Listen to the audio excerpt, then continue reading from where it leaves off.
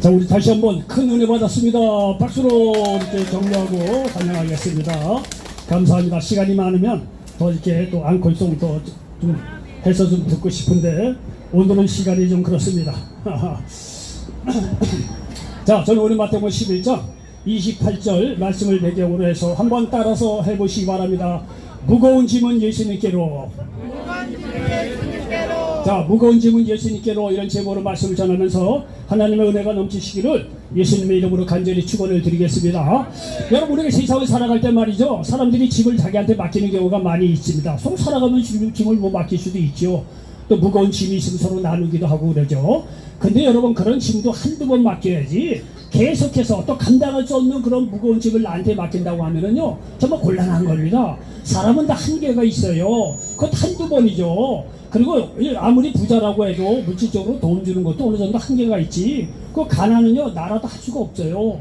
이게 무거운 짐은 말이죠, 한두 번 이렇게 맡기는 거지, 이게 계속 나오면 참 사람으로서 감당할 수가 없습니다.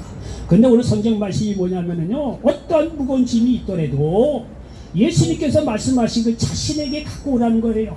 여러분, 신앙생활을 하면서 여러분들 느끼는 것이 뭐냐면요, 저도 수차례 몇 번 얘기했지만 저도 요즘에 와서 깨달은 거예요. 여러분, 이 세상에 무거운 짐은 누구 거? 예수님에게 맡기고 우리는 어떻게 산다? 하나님의 영광을 위해서 사는 거예요. 이게 예수 믿고 구원받는 자들의 삶의 모습이라는 거예요. 우리가 예수 믿기 전에는 어떻습니까? 이 세상의 모든 무거운 짐은 자기가 다 책임을 지고 자기가 해결해야 되기 때문에 그렇게 살아왔습니다. 이거 얼마나 힘이 들겠습니까? 그러나 여러분, 예수를 믿고 좋은 거가 많이 있는데 그 중에 한 가지 뭐냐면요, 어떤 세상에 무거운 짐이 있더라도 내가 지는 것이 아니라 그것을 주님께 맡겨주면 주님께서 해결해 주신다고 여기 말씀하고 있지 않습니까? 여러분이가 예수를 믿어서 좋은 게 뭐냐면요, 예수님은 말만 하는 분이 아니라는 거예요. 예수님께서 말씀하시면 그 자리에서 그 말씀대로 실천하고 행하시는 능력의 주님이라는 사실을 믿으시기를 바랍니다. 오늘도 수고하고 무거운 짐을 예수님께 가까이 여기 갖다 주라고 하는 것은 뭐냐면, 예수님께서 그 무거운 짐을 해결해 주시겠다고 하는 이러한 이면적인 주님의 강력한 메시지가 있다는 거예요. 그렇기 때문에 무거운 짐을 자기에게 갖고 오라는 것이지 괜히 갖고 오라는 것이 아닙니다. 우리가 인생을 살면서 여러 가지 다양한 문제 피할 수가 없습니다. 그러나 그 문제를 우리가 주님 앞에 갖다 놓을 때 여러분요, 우리가 쉼을 얻고 좀 하나님과 더불어 놀라운 쉼과 자유가 있는 그런 인생을 살아갈 수 있다는 사실을 믿으시기를 바랍니다. 시편 55편 22절에 보니까 내 짐을 야훼께 맡기라. 그가 너를 붙드시고 의인의 요동함을 영원히 허락하지 아니하시리로다 말씀하고 있습니다. 여러분요, 그 아버지의 그 아들이에요. 그 하나님의 그 독생자 예수님이에요. 주님께서, 여기 하나님께서 여기 시편 55편 22절에서 내 짐을 야훼께 맡기라고 말씀하고 있지 않습니까? 그러면 그가 너를 붙드시고 의인의 요동함을 영원히 허락하지 아니하시리로다, 이렇게 말씀하셨는데, 그 독생자 되시는 예수님도 똑같아요. 마태복음 28장 수고하고 무거운 짐진 자들아 어떻다? 다 내게로 갖고 오라는 거예요. 내가 너희를 쉬게 한다는 거예요. 여러분, 쉬게 한다는 것이 그냥 철학자들 살던 것처럼 알량하게 그냥 뭐 구름에 날같이 이렇게 써서 이게 마음이 편안한 그런 거 쉼이 아니에요. 주님은 쉼을 준다는 거, 직접적 문제를 해결해 주셔서 우리의 영혼 육간에 쉼을 주신다는 사실을 믿으시길 바랍니다. 여러분, 예수를 믿는다는 거는요, 소설적인 뜻이 그런 게 아니에요. 문제를 직접적으로 주님께 갖다 준 주님께서 직접적으로 해결해 주셔서 우리에게 진정한 쉼을 주신다는 사실을 믿으시기를 바랍니다. 여러분, 그 증거를 제가 지금부터 말씀을 드리겠습니다. 주님은요, 우리에게 하시는 말씀이 뭐냐면 죄지은 그대로 오라는 거예요. 실패한 그대로, 절망한 그대로, 못난 그대로, 가난한 그대로 오라고 말씀하고, 삶에 지친 사람들 그대로 우리에게 오라고 말씀하고 있다는 사실을 믿으시기 바랍니다. 여러분 보십시오. 죄지은 그대로 오라고 말씀하고 있지 않습니까? 요한복음 8장에 보면 가나마다 현장에 잡힌 여인이 등장합니다. 그리고 그 여인은요, 그 당시의 상황으로 죄로 인해서 죽을는지 모르는 절체절명의 순간이 된 거예요. 그러나 말이죠, 예수님께서 막 그 여인을 보시고, 그 여인 말이야, 그렇게 죄를 지었다고 말이야, 돌로 말이야 죽이려고 하는 주위 사람들을 보면서 뭐라고 합니까? 너희들 중에 죄 없는 자부터 돌로 치라는 거예요. 여러분, 이 세상에 죄 없는 사람이 어디 있겠어요? 양심의 가책을 느낀 사람이 돌 하나하나 다 떨어뜨리고 다 도망갑니다. 예수님하고 그 여인하고 막 만납니다. 그 여인에게 다른 사람도 어디 갔느냐 이게. 그래서 말이죠, 이 사람들 다 떠나고 나서 주님께서 그 여인에게 하시는 말씀이 다음부터는 죄 짓지 마라. 그리고 그 여인을 용서하시고 돌려보내셨다는 사실을 믿으시기를 바랍니다. 여기 요한일서 1장 9절에 보면 만일 우리가 우리의 죄를 자백하면 그는 미쁘시고 의로우사 우리 죄를 사하시며 우리를 모든 불의에서 깨끗하게 하실 것이요 말씀하고 있습니다. 여러분, 우리가 어떤 죄를 저질렀든 간에 예수님 앞에 나와서 그 죄를 회개하고 주 앞에 돌아올 때 주님께서 우리의 모든 죄를 용서해 주시고 자유함을 주신다는 사실을 믿으시기를 바랍니다. 여러분이 예수를 괜히 믿는 게 아니에요. 우리가 죄로 말미암아 죄책감 이런 것에 얼마나 우리가 뚫리고 이렇게 살았습니까? 이 세상에 어떤 죄가 있더라도 죄 지은 그대로 나오라는 거예요. 나와서 예수님 앞에 회개할 때 우리에게 자유함을 주시고 그 죄를 용서해 주신다는 사실을 믿으시기를 바랍니다. 주님은 이렇게 죄 지은 그대로 나오라는 거예요. 우리에게 말이죠, 자유를 더하여 준다는 사실을 믿으시기 바랍니다. 주님은 실패한 그대로 나오라고 우리에게 말이죠 말씀하고 있습니다. 누가복음 5장에 보면 베드로 등장합니다. 베드로가 등장하면서 밤새도록 물고기를 잡았는데 한 마리도 못 잡았어. 그러니 말이죠, 밤새도록 그렇게 말이죠 수고했는데도 불구하고 한 마리도 못 잡았다는 얘기는 인생이 실패했다는 얘기예요. 그러나 주님께서 말이죠 베드로의 배를 빌려서 말씀을 전하고 나서 베드로에게 하시는 말씀이 있잖아요. 깊은 곳에 가서 그물을 내려라. 여러분 잘 보십시오. 보통 사람들은요 배 빌려서 말씀을 전하기까지는 해요. 보통 사람들은요. 근데 주님 성경을 가만히 보면요 주님은 굉장히 실제적인 인물이에요. 그 배를 타고 무슨 얘기를 할게요? 천국 복음을 증거하지 않았겠어요? 위로의 말씀, 뭐 자유의 축복의 말씀, 여러 가지 말씀을 주시지 않았겠어요?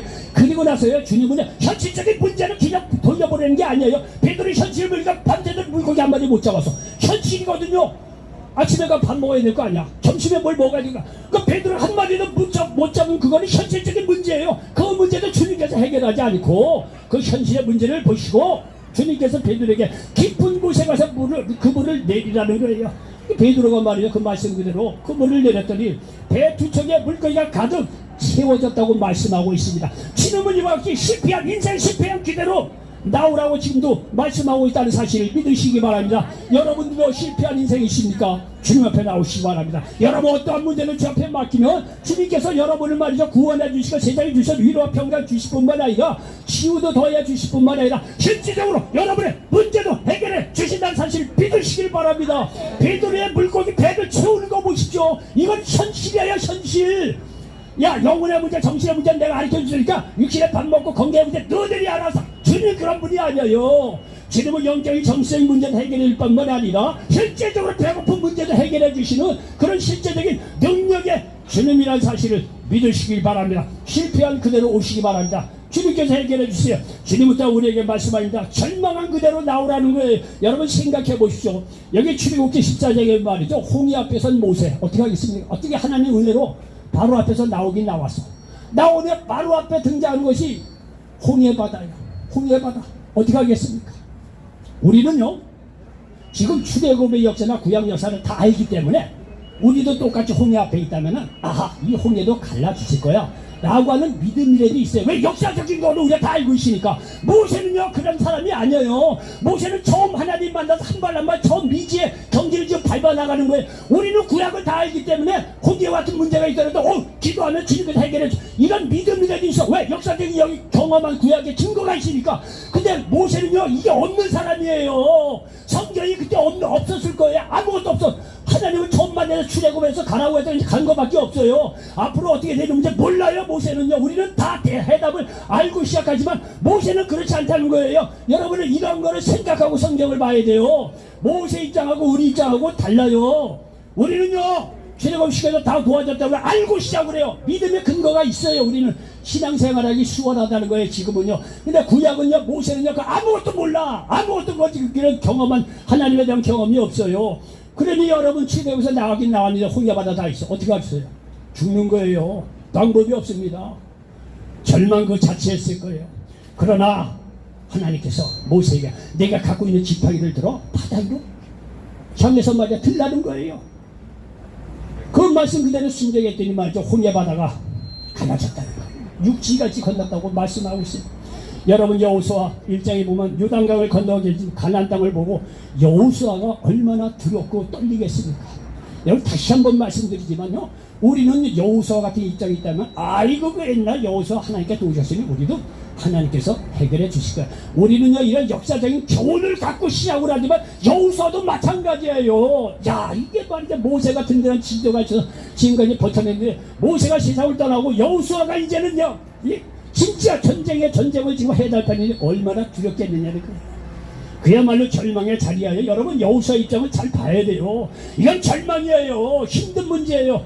그런데 여호수아가 이렇게 두렵고 떨리고 있을 때 하나님께서 그에게 찾아서 하시는 말씀이 뭡니까? 여호수아 입장, 여호수아야 두려워하지 말라. 내가 모세와 함께 있었던 것 같이 내가 너와 함께 할 거니까 두려워하지 말라는 거예요. 두려워하지 말라는 거예요. 내가 약속한 땅을 너희를 인도하여 낼 테니까 두려워하지 말라는 거예요. 그 말씀에 힘을 얻어서 여호수아는 말이죠, 요단강을 건너서 가나안 땅에 들어가서 거의 연장전승에서 차지할 수 있었다는 거예요. 여러분 기억하시기 바랍니다. 아무리 절망적인 상황이 있더라도 절망한 그대로 오시기 바랍니다. 누가복음 7장 11절 이하에 보니까 독자 잃은 나인성 과부가 등장을 합니다. 여기 나인성 과부가 있는데 독자를 잃어버렸어요. 요즘도 말이죠, 자녀를 잃은 부모의 마음은 말로 다 알 수 없어요. 그런데 그 당시는 경제적으로 어렵기 때문에 자녀라는 거는요, 자기 인생 노후의 보험이에요. 지금하고 의미가 더 깊어요. 그런데 자기 인생의 노후의 보험인데 그 독자가 죽었으니 이 과부로서는 자기 인생 절망이에요. 끝났을 겁니다.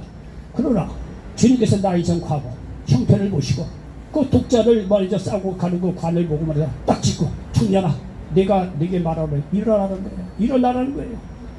죽었던 그 독자가 살아났다고 성경은 말씀하고 있습니다.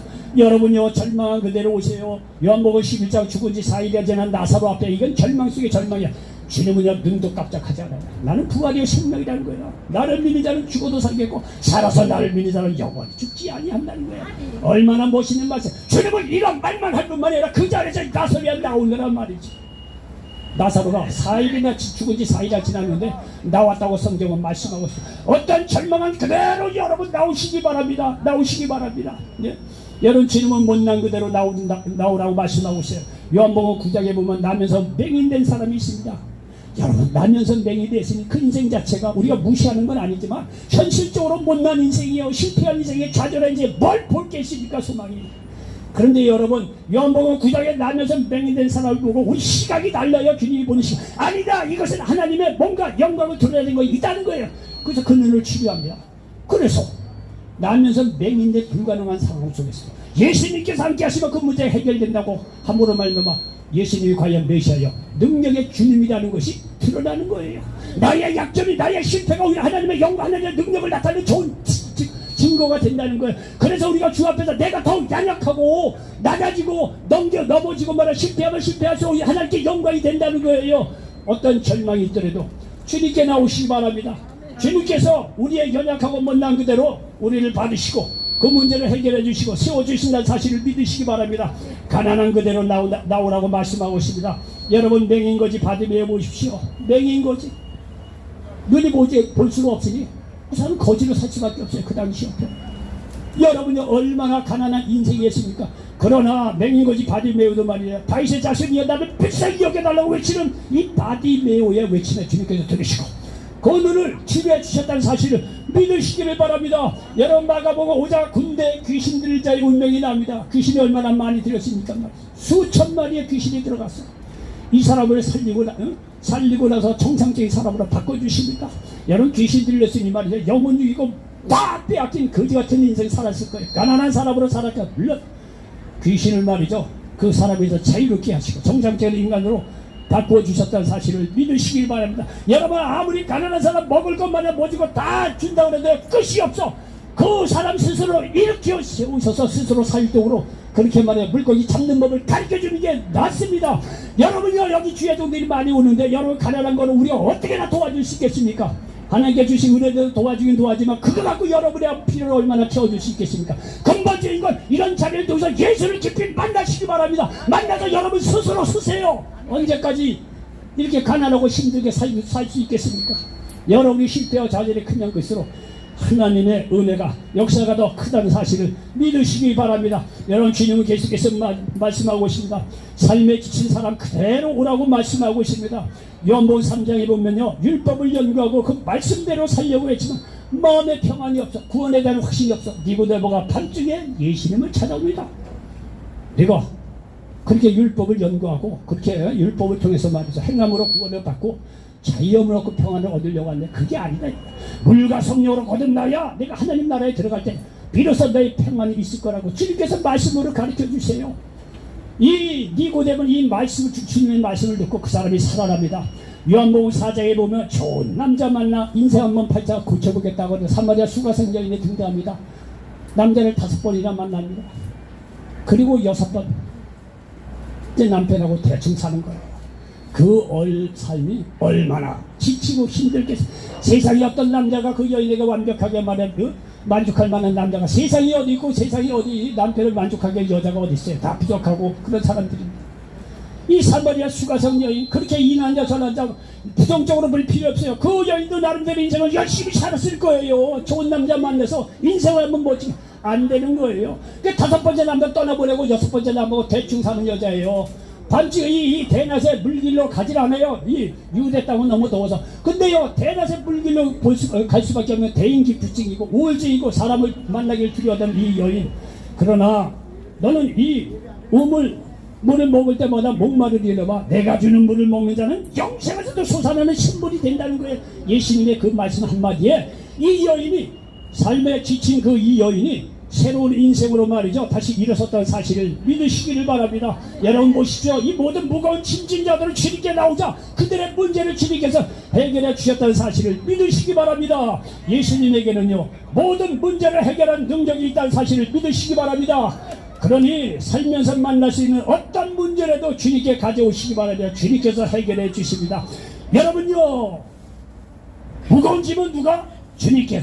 우리가 할 일은 어떻게? 하나님의 영광을 위해서 그렇게 신앙생활을 하는 거예요.